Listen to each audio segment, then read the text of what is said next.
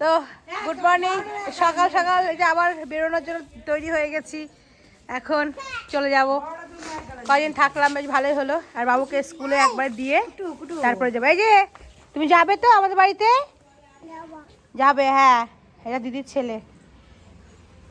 Tata করে দাও, তুমি টাটা করে দাও। ওনার এখন রাগ হয়েছে। হ্যাঁ চলো, যাবো যাবো।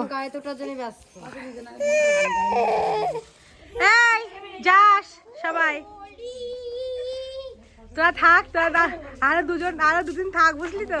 আমি আবার কবে আসবো তার নেই ঠিক, থাকতে পারলে তো ভালোই হয়, কিন্তু আর সত্যিই তাই, থাকতে পারলে মজাই হয়, কিন্তু উপায় নেই, যেতেই হবে।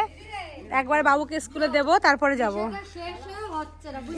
আর তুই তো 1 মাস হয়ে গেছে, তোর তো 1 মাসের ভিসা আর কখনোই শেষ হবে না। এরপরে যখন আসবো তখন ওর সঙ্গে দেখা হবে।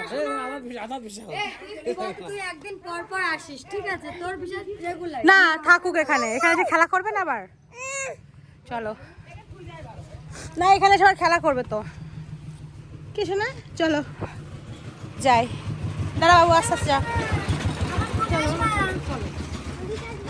ও বলেছে হোলিতে আসবে আবার,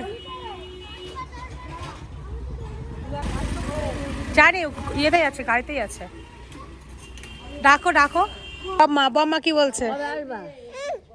ওর এখন আর ঘুম এসে গেছে, আর ভালো লাগছে না। হ্যাঁ হ্যাঁ, এই চলো চলো। এই মিমিগুলো খুব দুষ্ট হয়েছে। বাবু তুমি আমার বাড়িতে কবে যাবা? বা তুই আগে এখান থেকে যা, তারপরে তো বাড়িতে যাবো নাকি? তুই তো এখান থেকে যেতে পারছিস না এখনো। আমার এখান থেকে যাবো না। বন্ধ দাও, হ্যাঁ বন্ধ করে দাও, চলো।